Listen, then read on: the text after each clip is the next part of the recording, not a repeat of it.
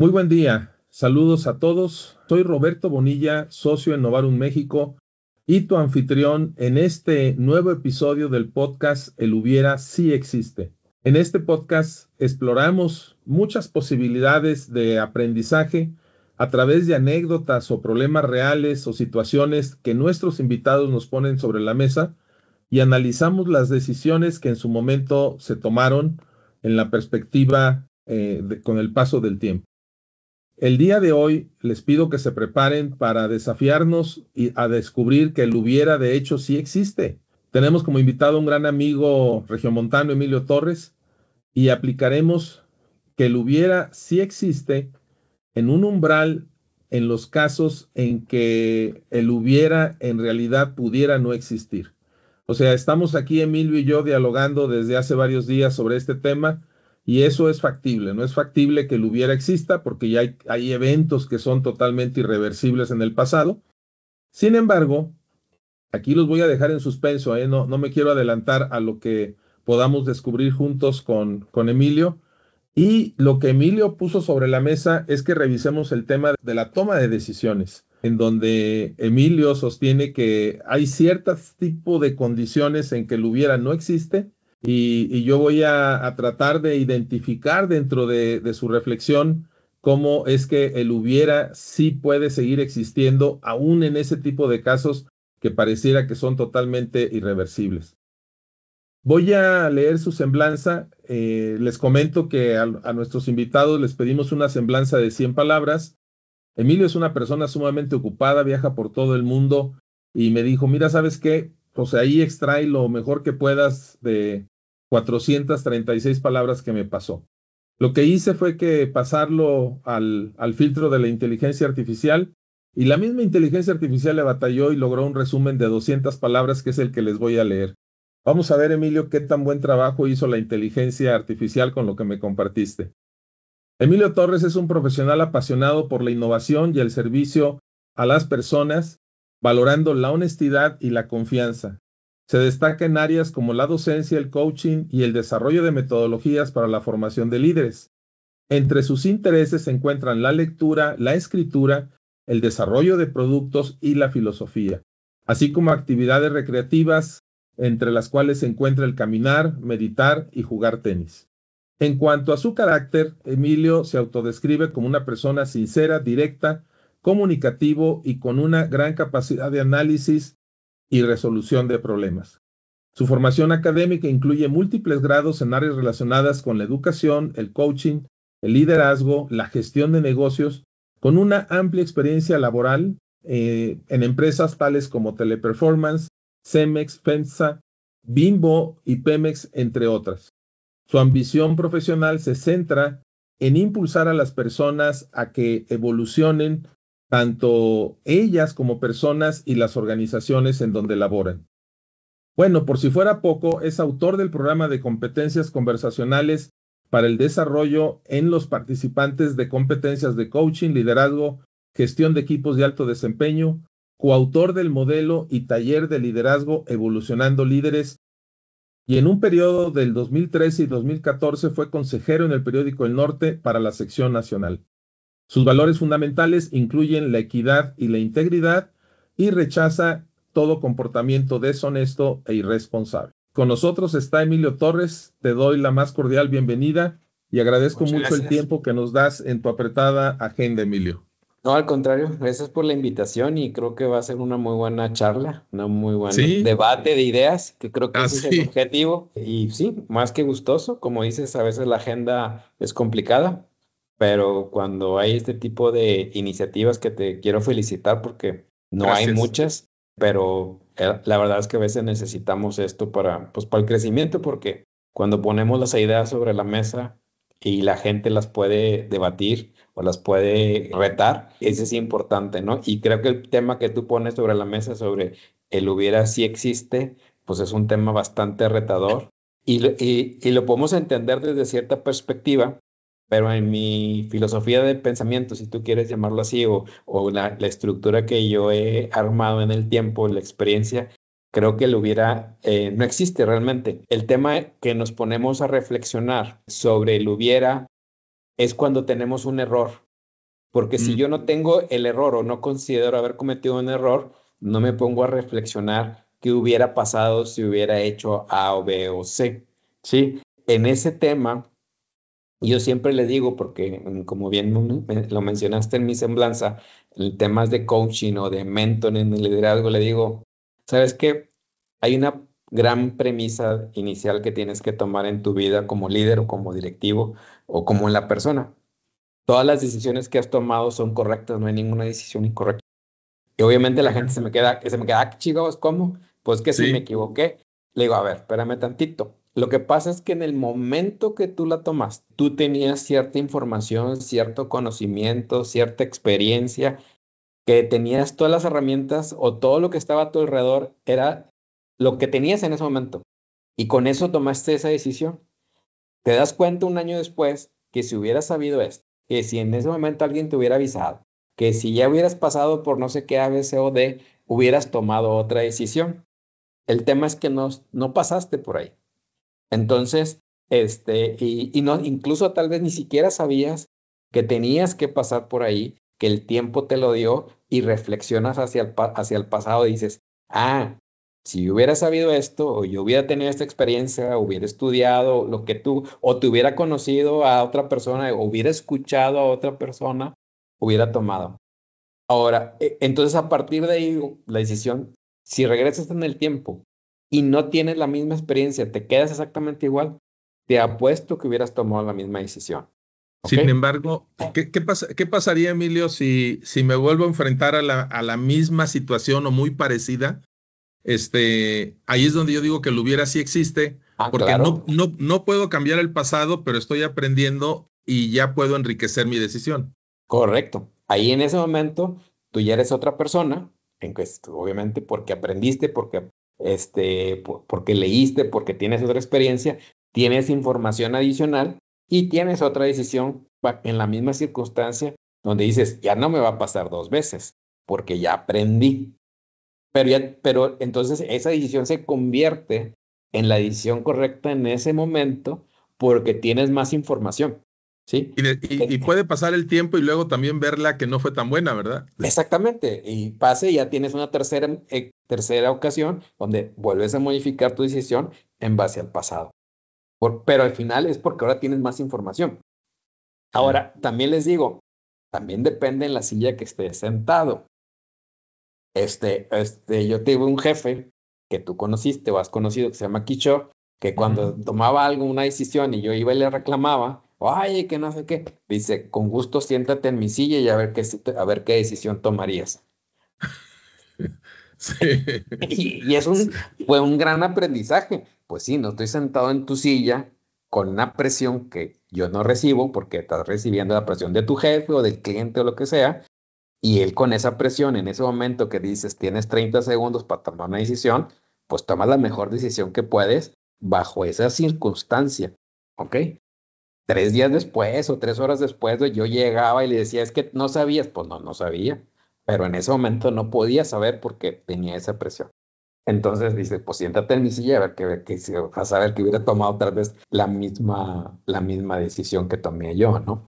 Ahora, las decisiones se construyen de diferente forma. Puede ser que tengamos dos personas aparentemente la misma experiencia, los mismos estudios y bajo la misma circunstancia tomemos una decisión diferente. Bueno, ¿eso a qué se debe?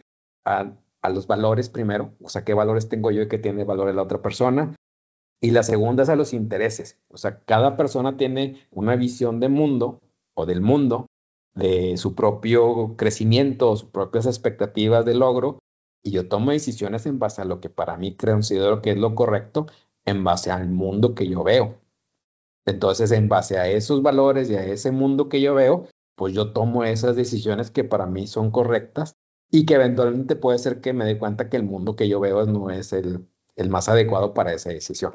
Y entonces es cuando el hubiera también puede jugar el factor de, pues sí pudiera existir una decisión diferente bajo circunstancias similares, bajo misma experiencia, pero tienen valores diferentes y visión de mundo y ambiciones diferentes. Y seguramente todos nos hemos topado en la parte profesional que hay gente que es más ambiciosa o quiere progresar más y toma unas decisiones más atrevidas. Y otra gente que es pues más cautelosa porque pues no espera llegar, o no es tan conformista, le podemos poner diferentes adjetivos. Pero eso también influye en la decisión. Y sigue siendo correcta, no es incorrecta desde mi punto de vista y es lo que yo defiendo, porque en base a su mundo para él es lo que él busca. Entonces es su decisión correcta. Y la otra persona, en base a lo que él busca, es otra decisión y también es correcta. O sea, no podemos decir que uno está mal y esto está bien, pero los hubieras desde una tercera perspectiva y dices, pudiste haber vendido más, o pudiste haber logrado más, o pudiste haber, pues sí, pero su visión de mundo es diferente, entonces él hubiera, pues está muy bien desde de la barrera de los toros, pero pues así sucede. Quiero meter otro elemento que comentamos en el chat, Sí, para adelante. ponernos de acuerdo. Y tú mencionabas el elemento de la culpa. Ahorita voy a retomar lo que dijiste de los valores y los intereses y la visión del Claro. mundo, pero quisiera que metieras en la ecuación la culpa, que ahorita no la has mencionado. No, la culpa tiene que ver con el error, o sea, me equivoco y me siento culpable de haber tomado una decisión incorrecta. Entonces, la culpa va muy asociada al error. Y entonces, mientras yo considere que no me he equivocado, pues no aparece la culpa, porque la situación se va presentando como algo que va caminando en el sentido por lo cual yo tomé la decisión. La decisión yo la tomo para provocar algo, ¿sí? Para avanzar, para detener, pues depende del tipo de decisión. Pero si logro lo que yo pensé con esa decisión, pues no hay un error y por lo tanto no hay una culpa. Entonces la culpa puede aparecer en el momento en que la acción que yo generé, la decisión que yo tomé, no logró lo que yo buscaba, entonces me puedo empezar a culpar de no tener las capacidades, de no tener el conocimiento y que tomé decisiones o tomo decisiones equivocadas por mi falta de algo, ¿no? Usualmente lo asociamos a conocimiento, ¿sí? Y a veces no es necesariamente eso, es otras circunstancias alrededor lo que hace que no fluya, ¿no? Porque no todo es conocimiento. Y es donde entra también las tres etapas de información, conocimiento y aprendizaje. Y entonces donde a veces tengo mucha información, pues sí, tengo un chorro. ¿Y eso de para qué te sirve? Pues no te sirve casi de nada si no la asocias a un conocimiento y el conocimiento se genera a través de poner en práctica y que se logra como aprendizaje. O sea, de nada me sirve a mí saber que en África hay un montón de animales o un montón de plantas y eso que a mí ¿para qué me sirve? A lo mejor me sirve muy poco en mi profesión, porque no soy biólogo, no soy antropólogo, no soy nada, entonces, pues ahí está. Entonces, ¿qué hago con eso? Lo tengo que encasillar en conocimiento, en algo que yo pudiera utilizar y que diga, estas plantas pueden ser medicinales. Ok, pueden. Y ahí me dijeron, ok, hasta que no lo aplico, pues no aprendo que tal planta es medicinal para tal enfermedad. Y entonces, mientras no lo aplique, pues solamente tengo información y a veces ahora con tanta comunicación que hay, tanta información que fluye, estamos inundados que la gente cree que por haber leído ya aprendió. Y la realidad es que uno aprende hasta que aplica lo que leyó. Pero para poderlo aplicar lo tengo que encasillar en algo. O sea, ¿qué es el conocimiento? Esto es a lo mejor no exactamente como lo voy a decir, esto es de biología o esto es de física o esto no, pero simplemente esto lo puedo utilizar y cuando lo utilice diga, ya comprobé que eso que leí o que me pasaron o lo que sea, o que vi en un video, lo puse en un encasillero, lo apliqué y lo comprobé que para mí sí funciona. Porque puede ser que esté en lo correcto lo que dice el documento, el paper o la página de web, pero a lo mejor a mí no me funciona. Oye, entonces tu perspectiva sobre este tema de la culpa es que en realidad, bueno, por una parte nos dices, no hay decisiones equivocadas porque en ese momento lo tomaste con los elementos que tenías, ¿no? Entonces, lo que realmente sí hay con el paso del tiempo son aprendizajes. Correcto. Y entonces el aprendizaje ya tengo más información aplicada, que me doy cuenta que si la aplico de forma diferente, el resultado va a ser diferente. Porque ¿Ok? cuando leo algo de la cantidad de información que recibimos y tú dices que nuestra mente como que la ponemos en un rinconcito y dices, esto me puede servir para la siguiente contratación o alguna cosa, ¿no? Mira, Y cuando te- la aplicas, pero cuando la aplicas puede ser que no funcione, ¿sí? O sea, la Correcto. leíste, el autor fue muy convincente, dice que funciona fabuloso, pero por X, Y, Z razón, para ti no te funcionó, pero entonces ya ahora tienes más información, ¿sí? Correcto, esa es otra. Y la otra es el saber discernir. Ahora que hay tanta información y te metes a TikTok, hay una cantidad de videos y uno que dices, no, hombre, este cuate no sabe ni lo que está diciendo. Entonces, pero la gente lo da por real y por verídico y cree que ya aprendió con eso, además. O sea, yo ya me eché un video y ya porque vi el video, ya aprendí. ¿Y qué aprendiste? O sea, tienes información, pero no sabes aplicar esa información. Aprendizaje es cuando lo que yo aprendí o vi en un video, me eduqué, lo aplico, en ese momento y realmente ya aprendí. Solamente el resto tengo y es la palabra es correcta, tengo información. Sé que hay algo ahí afuera que pudiera aplicar. ¿Ok? Y entonces, ya cuando lo aplico, ya lo adapto a mi realidad y lo entiendo y cómo lo puedo utilizar, en ese momento realmente ya aprendí. Y cuántas veces no nos ha pasado que leemos algo, creemos que lo entendemos o lo comprendemos y luego lo tratas de aplicar y dices, ah, no, ya entendí, te cae el 20, ¿no? Le Sí. tenía que hacer este twist para que realmente funcione. Y creo que una de los grandes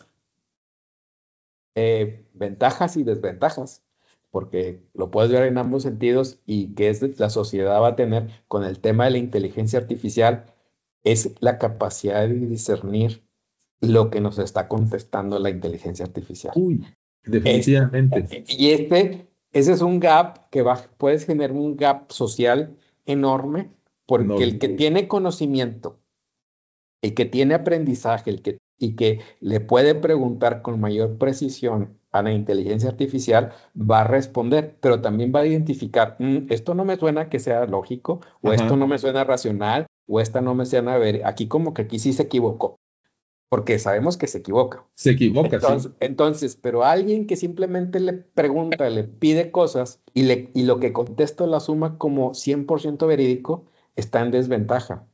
Pareciera que cree que está en ventaja, pero está en desventaja, pero hay un punto en que se va a perder. Y hablamos, por ejemplo, el tema de cómo ahora utilizan ellos la generación de correos electrónicos en Ujú. automático por inteligencia artificial. Yo les dije, excelente, pero no. Yo necesito que ustedes redacten, porque le piden, hazme un correo de no sé qué y les hace todo, de 0 a Sí. 100. No hacen nada más que el pedido. Dije, no, necesito que la gente haga la primera versión, porque si no va a perder agilidad mental, va a perder, y hay un momento en que ya no sabe ni qué escribir. Entonces, hagan una versión y pídenle que les mejore su versión. Porque Ok. así como tú hiciste, o sea, aquí te va esto que te Sí. manda Emilio, dame una versión resumida, lo que sea, Sí. pero no hazla de cero. Y eso les va a generar agilidad porque también van a ver que lo que ellos hicieron, cómo lo mejoró, y la siguiente vez ellos pueden tomar esa mejora en su propia redacción y les va a dar algo mejor de lo que estaba. Entonces es como que un improvement de Claro. cómo redactar correos. Porque si no, hay un momento que se van a atrofiar la mente y ya no van a poder hacer nada sin la cosa esa.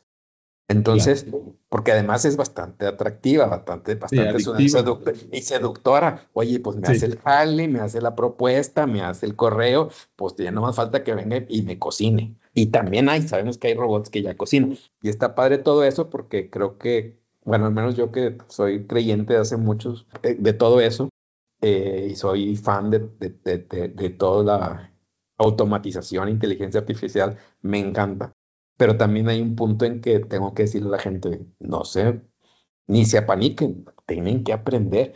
Es más, y Sí. nos está retando a aprender más para poder entender lo que me está contestando. Porque hay un punto en que dices, pues ya esta cosa sabe más que yo. Y pues sí, tiene más información y consolida y analiza más rápido que yo. Aún, o sea, eso es una realidad. Pero yo debo tener la capacidad para poder discernir que lo que me está contestando no es. De hecho, yo le hice otro día, estaba haciendo unas cosas de unas imágenes en inteligencia artificial, así ya igual te ha tocado, que están muy Sí. padres y todo sí, bien padre, pero no hacía lo que yo quería. O sea, sí, y todo el mundo me las chuleaba y me las chulea, pero no es lo que yo le pedí, me está haciendo otra cosa. Y le pregunto a la inteligencia, ¿por qué me haces eso? Y me contesta. es que cada vez que tú me haces un pedido, yo lo hago desde cero. Entonces, lo que ibas avanzando, ya no lo tomo en cuenta y te hago otra cosa. Ok. Entonces, cabrón, perdón por el Sí, francés. sí. Entonces fue interesante que me dijo, de alguna forma hizo, y no hay manera de que retome lo que hice. Aunque sea, a lo mejor ya lo has utilizado, aunque me digas que solamente le cambie este pedacito y le ponga un letrero, yo vuelvo a hacer todo desde el principio como si fuera un pedido original. Entonces vas entendiendo también cómo piensa Claro. o cómo está diseñada para de alguna forma saber cómo le hace los pedidos y cómo puedes hacer los diseños, ¿no? Entonces, ese tipo de capacidad de discernir, que puede ser muy básica para ciertas personas, la gente no tiene que aprenderlo. Porque si no, él hubiera, se convierte en, si yo hubiera sabido que la inteligencia artificial hacía eso o lo hace de esa forma, pues yo le hubiera hecho el pedido original de la imagen, no me chuté ahí 3 horas peleándome con ella porque no me daba lo que lo que yo quería. Aunque al final utilicé una y todo el mundo me la chulea y me dice que es una maravilla, pero digo, pero no es lo que yo quería, o sea, no hizo lo que yo quería. Oye, Entonces, sí. ¿sí? Entonces, ese es un ejemplo del que el hubiera se basa en lo que yo, la información que yo tenía, y entonces la decisión de lo que yo le pedí, pues es correcta, porque no tenía más información para pedírselo de otra forma. ¿Ok? Ya me dijo cómo trabaja, ya tengo más información para las siguientes formas de pedirle, y tal vez me puede ser algo más exacto a lo que y a Claro. lo que yo quiero, ¿no? Claro. Y en la vida sí es. Entonces, todas las decisiones, oye, ¿por qué no comiste ahorita? Pues porque no tengo hambre. O sea, decidí no comer y ya. ¿O por qué comiste? Pues porque me dio hambre. O sea, hoy es que me llené mucho. Es que si no me hubiera comido un taco más, pues no, pues ya te lo comiste. Entonces, Sí, no, ahí sí en ese caso ya no se puede. Oye, quiero regresar al tema de los valores y los intereses. ok, Cuando tú dices que al tomar decisiones, yo me imagino que la mayoría de las veces es de tipo inconsciente, claro. el que lo filtramos por nuestros valores y nuestros intereses. ¿Cómo diferencias? Va a ser una pregunta un poquito más larga de este primer pedacito, para que No pasa me des nada. tiempo de decirte los dos elementos. Primero, ¿cómo diferencias valores de intereses? Porque pareciera que están estrechamente vinculados, porque si no estaría la persona fragmentada internamente con unos intereses y otros valores, ¿no?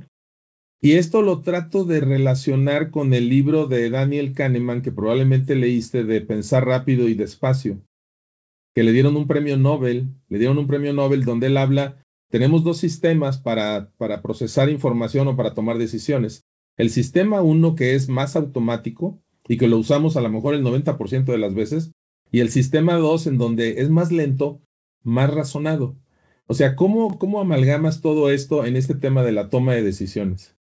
Eh, los valores es, digamos, la fuente más, la esencia de todos nosotros, porque ahora sí que los valores maestros, hay un tema o juicios maestros sobre cómo nosotros vemos el mundo. Entonces, a partir de ahí tomamos decisiones. Incluso los intereses están en la siguiente capa. ¿Ok?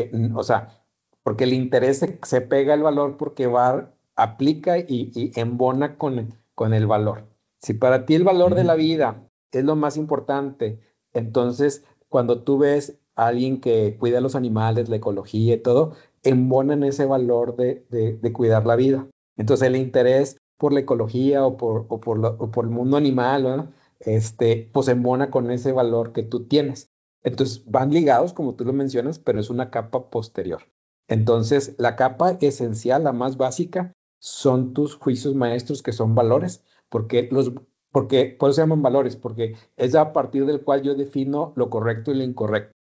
Todos tenemos valores y todos podemos decir que tenemos los mismos valores, pero el punto cero, a partir de cuándo es correcto y a cuándo es incorrecto, todos lo tenemos diferentes. No hay dos personas en este planeta que lo tengan igual. Los podemos tener cerquita porque más o menos vivimos en la misma sociedad, pero no son exactamente iguales. Pues se ve influenciado en la sociedad que viviste, en la sociedad que te educaron. Lo puedes ver en la calle y lo aprendiste de niño y los vas construyendo, ¿no? Entonces, a partir de ahí, el valor pues hace que tomes decisiones, como tú dices, de manera instintiva, o sea, ya lo traigo. Si para ti la honestidad es algo, pues no estás pensando, oye, ¿esto es honesto o no? Lo que piensas es correcto e incorrecto, usualmente. Esto que voy a hacer es correcto o es incorrecto. Es lo más común, que ese viene del mundo metafísico de Aristóteles, que eso ya es otro tema, pero está relacionado de cómo nos embebieron en nuestro ADN esa parte. Eso es en el mundo occidental, porque en el mundo oriental son otros valores. Entonces, por eso tú puedes poner dos personas, puedes poner a alguien del mundo oriental o con una filosofía oriental y una con una filosofía occidental bajo la misma situación y van a tomar la decisión diferente, porque los valores con los que fueron educados o que fueron, más bien, a veces dice educados, pues sí es educados, pero realmente es con lo que tú viste alrededor de tu familia, de tu entorno, de tu Sí, sociedad, y los fuiste interiorizando, absorbiendo. Sí, los absorbiendo. fuiste absorbiendo, pues vas a tomar una decisión en que en tu sociedad eso es correcto, y en esta sociedad puede ser que sea incorrecto. Si me explico, yo ponía un ejemplo hace tiempo que no estoy de acuerdo, pero sucede, donde apiedran a las mujeres en Afganistán y en esos países, ¿no? En su sociedad eso es lo correcto. Oye, en nuestro mundo es algo salvajísimo o algo incorrecto, pero en su mundo ellos, es más, y el papá tiene que ser el primero y el hermano y no sé qué, porque en su mundo, en el mundo que ellos viven, eso es lo correcto. En nuestro mundo es incorrecto y hay cosas que nosotros hacemos que para ellos es algo impensable, o sea, estamos igual Sí. de incorrectos como lo que hacen ellos. Entonces, y eso se basa en sus valores. Y nosotros decimos qué valores, y ellos van a decir nosotros qué valores, y entonces, pues es una inferencia diferente al respecto, ¿no? Ahora, la segunda parte, el tema de los dos cerebros, porque son al final dos cerebros, hay un cerebro que está en la parte trasera, que ese es el cerebro en automático, ¿ok? Y es el que toma decisiones por nosotros, o al final somos el mismo, Sí. pero racionalmente no nos damos cuenta y ese es bien fácil detectarlo. Y como un ejemplo así, cuando uno va manejando y que dices, sí, ¿cómo llegué aquí? Bueno, tu cerebro es el que te cuida, es el que está siempre a la vigilia, es el que nunca se apaga. Cuando estás dormido, si sucede algo, es el que te despierta y es el que se mantiene vivo. ¿Ok? Órale. ¿Ok? Ese es el cerebro interior o el cerebro de la parte de atrás. Entonces, y es el que te cuida más y está demostrado científicamente que lo tienes así comparado. ¿Sí? Y está el otro, el racional que tú dices, que ese sí se apaga en la noche y se duerme. En la parte prefrontal, ¿ok? Exactamente. Ok. Y de alguna forma es el que te ayuda en el día a día con el fronting. Haz de cuenta que es el fronting y el back office, ¿no? Sí, sí, Entonces, sí. entonces, de alguna forma eso es a lo que se refiere. En ese fronting, pues a veces esto es más acelerado el fronting porque pues tiene que reaccionar ante situaciones y el de atrás, pues es el que te puede pausar, es el que te puede calmar y eso es a lo que se refiere más o menos eso en el libro. Pero, por ejemplo, en ambos casos, las decisiones están filtradas inconscientemente por valores e intereses. Totalmente. Totalmente. En ambos casos. Sí, los intereses. Pues los intereses son tus ambiciones. O sea, si tu interés es ser archirrecontramillonario, pues vas a hacer acciones para ser archirrecontramillonario. ¿Sí me explico? Si tu interés como dije, la ecología, pues tus decisiones van a ser encausadas en la ecología. Es más, tú cuando ves una mesa redonda, no sé si qué tanto, digo, la gente que nos escucha, ve las mesas redondas, por ejemplo, de tercer grado o Sí. en ese tipo. ¿Ves? Obviamente cuando están hablando a través de sus intereses. Y súper evidente, o sea, y esos intereses son en la manera en que ellos ven el mundo y piensan y dices, o sea, uno ve que la presidenta hace todo mal y el otro ve que la presidenta es la más maravillosa del planeta.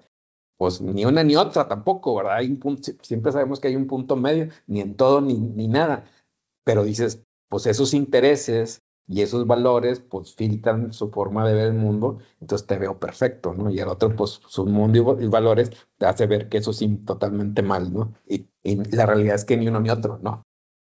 A ver, mira, creo que estoy encontrando un punto que pudiera ser interesante y me voy a regresar al tema de la culpa.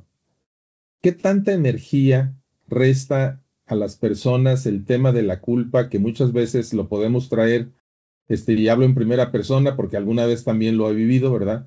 ¿Qué tanta energía nos resta el estar arrastrando esos sentimientos de culpa en la vida? Y si tiene esto impacto en la productividad de la persona, que por consecuencia tendría impacto en la productividad de las empresas, ¿sí? Totalmente. O sea, Sí. y aquí hay algo interesante, ¿no? O sea, de decir, oye, ¿cuánto tiempo hemos vivido con un concepto de culpa? Decenas de décadas, cientos de años. Y si hubiéramos entendido este concepto de la culpa de otra manera, ahorita pudiéramos ser un país diferente, una persona diferente, una empresa diferente. O sea, ¿qué tanto impacto tiene en tu experiencia que has tenido con tus coaches, de diferentes niveles? Eh, Mira, no sé cuánta energía, o sea, para decirte el 20%, 30%, no tengo una respuesta. Mm. Eh, digamos que puedes identificar dos tipos de perfiles. Los que pueden vivir con la culpa, que es de dar la vuelta a la página. Me equivoqué, lo que sigue, que eso es lo más importante, creo. Y si hubo daños colaterales, pues tratar de arreglarlos en la medida de lo posible y se acabó. Y los que se quedan en ese nivel. O sea, ya se quedaron Atorados. atorados y a veces no hay forma de sacarlos, o sea, porque ya no quieren pasar por otros eventos similares. Y entonces es donde no te digo que no duerman, sí, o sea, viven normal, pero dicen, ya no quiero más, ¿ok? Porque no quiero vivir con culpas, o yo Pero no quiero ver entonces, pero entonces, consecuencias. o sea, no van a tomar ni el más mínimo riesgo, no van a tomar decisiones. Haz de cuenta que prefiero que me hagas un demotion, o sea, me bajes de nivel para tomar otro tipo de decisiones en las cuales me sienta más cómodo. Más cómodo. O Entonces, del ego para arriba, ¿no? De que, jefecito, ¿cómo le hago aquí? ¿Cómo le hago allá? Cosas de ese tipo, ¿no? correcto. Entonces, hay esos dos. Ahora, es una decisión personal y están conscientes y te dicen, yo hasta aquí llego, o sea, oye, tienes capacidad, pero yo no quiero tomar decisiones que me lleven a... ¿Por qué? Porque soy muy sentimental, soy muy emocional, muy aprensivo. Y hay cosas de ese tipo que no se pueden quitar. O sea, la puedes gestionar y le puedes enseñar a la persona que gestione, pero hay cosas que ya están en tu ADN, que lo aprendiste de niño chiquito y pues le puedes ayudar a gestionarlo. Pero a veces no quiere pasar por ese proceso y se acabó. Entonces Sí. hay ciertas emociones. Las emociones terminan de aprender a los 12 años. Las que Sí. aprendiste, aprendiste y las que no aprendiste, pues no aprendiste. Entonces hay gente que no aprendió algo y tú dices, oye, ¿por qué esta gente no es amorosa? Es que nunca, hasta los 12 años, no fue amoroso, nadie con él. Entonces no sabe qué significa eso, entonces no lo puede expresar y le cuesta mucho trabajo expresarlo.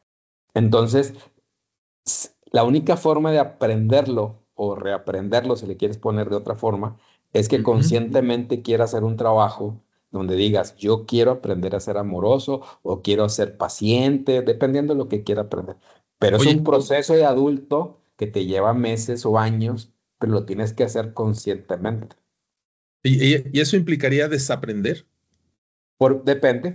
Depende, o sea, desaprender qué significa, porque sí entiendes que es amor, pero la forma en que tú lo expresas a lo mejor no es tosco, es gritando, es una serie de situaciones, entonces tienes que desaprender que gritar no es amar a alguien. Entonces, o Ok. de una forma tradicional. Sí. Y puede ser que sea en una comuna que pues sí todos se gritan y es con la forma que se expresan, pero fuera de esa comuna no es así. Entonces, y pues bueno, y por poner uno, pero hay otros más que son, por ejemplo, la gestión del miedo o la emoción del miedo. Hay muchas emociones. Sí. Entonces, tristemente, a veces los papás no sabemos que tenemos que enseñar o tenemos que guiar a nuestros hijos para que puedan aprender la mayor cantidad de emociones antes de los 12. Entonces, hay una cantidad de estudios. De hecho, la época en que aprenden o desaprenden es entre 7 y 12. Ok. También es el umbral para hay estudios donde el umbral dice a partir de los 12 yo te puedo decir si este va a ser alcohólico o va a ser drogadicto, ¿cómo? O sea, pues, los famosos border que tienen picos. ¿Por qué? Pues porque no aprendió esto y esto en las emociones. Y entonces lo encuentran a través de drogas, a través del alcohol, a través de adicciones. O a lo mejor no te dicen exactamente cuál, Sí, sí, sí, sí. pero por ahí va a desencadenar. De hecho, el tema del alcoholismo es la forma en que la gente puede expresar muchas emociones que no tiene otra forma, No porque no tiene otra aprende, forma, sí. porque no Sí, aprendió. Entonces, acá es la forma en que medio aprendió o se le libera. ¿Ok? se desinhibe, ¿no? Sí. Con el alcohol. A ver, para ir cerrando, te voy a hacer primero una pregunta, me la respondes y luego una última pregunta. A ver. Sin que tengas que revelar datos confidenciales ni nombres de empresas, ¿cuál es el tamaño de equipo de organización más grande que te ha tocado liderar? Ahorita, En número de personas. Que tú digas, yo tengo la responsabilidad de tantas personas que den un resultado, que den una congruencia, una coherencia. ¿de cuánto he tenido equipos de 2,000 gentes?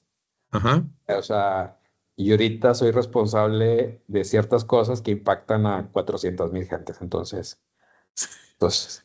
Sí, Pues no directamente, o sea, no es que yo les dé una sí, sí, no, instrucción, no. pero estoy monitoreando situaciones en que se ve impactado toda Sí, una- vamos a pensar que tu rendición de cuentas, pues tú respondes por lo que definiste, estructuraste, Correcto, desarrollaste alrededor de esas 400,000 gentes. Y correcto. la última pregunta para redondear esta parte y generar aprendizaje de toda tu vasta experiencia es, ¿qué recomendarías a las personas que nos ven, nos escuchan en el tema de formación de líderes? O sea, imagínate que debes haber conocido miles de jovencitos que entran como practicantes y que a lo mejor ahorita son ejecutivos, otros que a la mitad del camino los tuvieron que despedir o se quedaron en una zona en donde ellos se sienten bien, pero tú finalmente has influido en desarrollar líderes. ¿Qué recomendarías a los empresarios, que tienen a lo mejor equipos un poquito más chiquitos que los 400,000? No, definitivo, no, no, no. Y tú sabes, y asesoramos de repente empresas que tienen 50 gentes, 100 gentes. Yo creo que el tamaño no es tan relevante. Y te voy a decir por qué, y les voy a poner un ejemplo. Una empresa de 2 personas tiene las mismas actividades que una empresa de 100,000 personas. Tiene que llevar una contabilidad, tiene que pagar, tiene que comprar algo, tiene que vender algo. Es lo mismo, nada más que el volumen, pues es lo que hace una complejidad de un monstruo. Pues sí, no, Ujú. no es lo mismo comprar una cosa al mes porque soy yo solo, son 2 personas, a una empresa que compra 100,000 cosas porque somos 100,000 cosas. Pero En diferente, hago sí, lo mismito, entonces necesito el mismo liderazgo. O sea, dicho lo anterior, necesito líderes iguales, ¿no? Entonces, para mí siempre lo que yo trato de infundar a las personas que toco es 2 cosas. El líder primero tiene que saber escuchar. No es el que da las órdenes. El líder no es el que da las órdenes. Es el que tiene que escuchar. Y que no existe un tipo de liderazgo único. Siempre hay un liderazgo situacional. ¿Ok? A lo mejor mi liderazgo es un liderazgo transformacional más humanista en el 80%, pero hay un momento que voy a ser autoritario porque la situación, la lo decisión requiere. es ahorita. O sea, no puedo llegar a hacer un consenso. ¿Qué opinan ustedes? No. O sea, así como me dijo mi jefe, si tú hubieras estado aquí sentado y que tenía que responder en 30 segundos, hubieras tomado la misma decisión. Es una decisión autoritaria porque no concedió. Entonces, primero hay un liderazgo situacional que traten de ser en el 80%, 70% líderes transformacionales. La gente requiere gente humana. Eso tiene que ver con escuchar a la gente y que la máxima responsabilidad de un líder y que eso se tiene que aprender es generar estados de ánimo adecuados para lograr las metas adecuadas. Si la organización no tiene el estado de ánimo correcto, no va a ser productiva o no va a ser eficiente.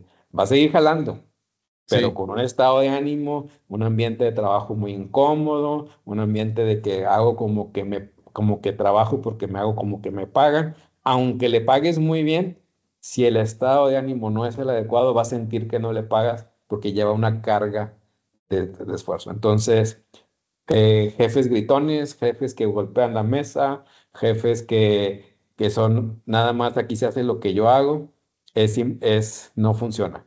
Bueno, sí funciona, pero tiene un costo muy alto en el fondo a lo largo del tiempo y de los años. Y la otra es que me he topado en empresas pequeñas o medianas, incluso no tan pequeñas, medianas, que hay muchos empresarios solares. Todo gira alrededor de ellos y no se mueve una hoja si ellos no toman una decisión hasta qué tipo de papel del baño van a poner en él. Y eso hace que las organizaciones se paralicen y crean creatividad y disminuyen el liderazgo porque pues aquí el único que toma decisiones es el dueño o el director general. Oye, Eso mata a los líderes. ok, me voy a arrepentir y ahora sí te voy a hacer un comentario y una última pregunta. Tú mencionaste a Kishore, que fue tu jefe, ¿sí? Bueno, seguramente a través tuyo, me enteré hace años de un seminario, un taller sobre liderazgo en Monterrey, que él lo impartía, ¿sí? Correcto. Fui a Monterrey a tomarlo, estuve 2 días y medio, a lo mejor 3 días, no recuerdo, pero hay una cosa que se me quedó grabada. O sea, si me preguntas en detalle qué sucedió, seguramente muchas cosas las olvidé. Pero lo que recuerdo es que ponía canciones, ponía música con letra, ¿sí? E iba ejemplificando diferentes situaciones de liderazgo y demás. Y una de las canciones que se me quedó grabada, yo ya la conocía, pero no la había visto aplicada como él la aplicó, es una de Simon and Garfunkel que se llama Bridge Over Troubled Water, ¿sí? Y entonces él nos hacía la metáfora de que el líder debe ser ese puente sobre las aguas turbulentas para que precisamente la gente sienta la confianza que van a poder pasar por esa situación crítica, urgente, ¿verdad? O extrema que están viviendo. Correcto. Sí, Y eso tiene que ver a una pregunta mágica. Siempre el líder debe preguntarle a su equipo o a una persona en directo o al equipo en grupo, ¿qué necesitas de mí para lograr lo que tu meta? ok, ok. O sea, esa es la traducción o la transformación de lo que acabas tú de decir. Y eso es algo que aprendimos con él, que yo aplico hasta el día de hoy y que trato de transmitir. Siempre termino una reunión con mi gente, con alguien. ¿Qué necesitas de mí para poder lograr tu responsabilidad? Usualmente el 90% te van a decir nada, jefe, o nada. Yo estoy peleado con la palabra jefe, yo creo en líder. Sí, Entonces, no necesito nada. Y si necesitan, pues te van a decir, tienes el espacio para que te digan y claro. se lo resuelvas. Pero les das un voto de confianza de que ellos son capaces de hacerlo y tú estás nomás para ayudarles. Y a veces es más. Y abrir este canal de espacio de comunicación donde te pidan ayuda específicamente, ¿para qué? Es fundamental. Es el líder transformacional. Muy bien. Pues Emilio, te agradezco muchísimo, muy interesante, No, hombre, muchos un placer. conceptos. Sí, aquí podemos estar 3 horas, Sí, ¿verdad? platicando. Seguramente, seguramente. Pero bueno, creo que aquí hay bastante material para nuestros escuchas, ¿verdad? Las personas que nos vean en YouTube. Y pues seguimos en contacto, Emilio. Cuando gustes hablamos del mismo tema, podemos continuar segunda parte o otro tema. No, te tomo la palabra, nos ponemos de acuerdo y claro que hacemos una segunda parte. Sale, Sí, muchas gusto. gracias, ¿eh? A ti, placer, bye. Hasta luego.